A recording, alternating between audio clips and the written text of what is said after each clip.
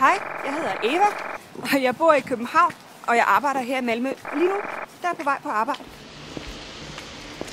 Jeg søgte jobbet, fordi jeg tidligere havde arbejdet med PR, men for Visit Sweden.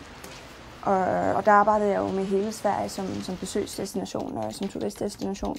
Og derfor synes jeg, det var et naturligt skridt for mig at fokusere på én specifik destination, som så er Malmø.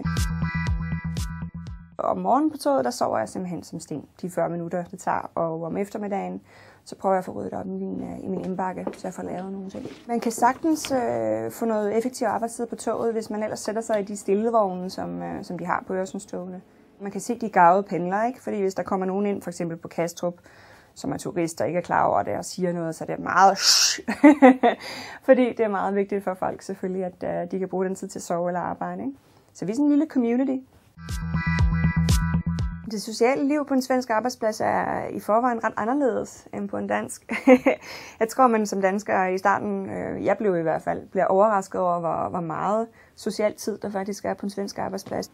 Tjena Bodil! Ska vi ta en fika? Jättegärna, härligt. Jeg kan ta en skvätt også.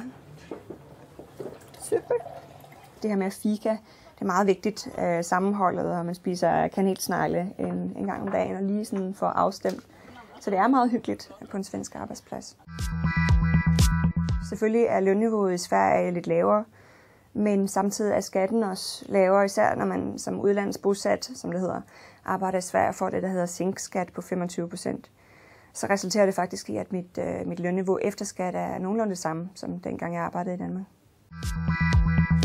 Mine kolleger i Sverige er meget systematiske og gode til at gribe tingene an. Det er en lidt anden arbejdskultur end Danmark.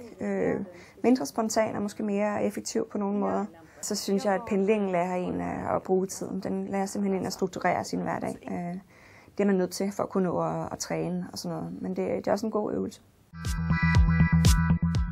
Må jeg sige köttbullar? Det bedste af mit job og mine kolleger, altså det jeg oplever, det jeg får ved at have, udvidet min horisont lidt, og måske søgt et arbejde, der var lidt længere væk, end jeg havde regnet med.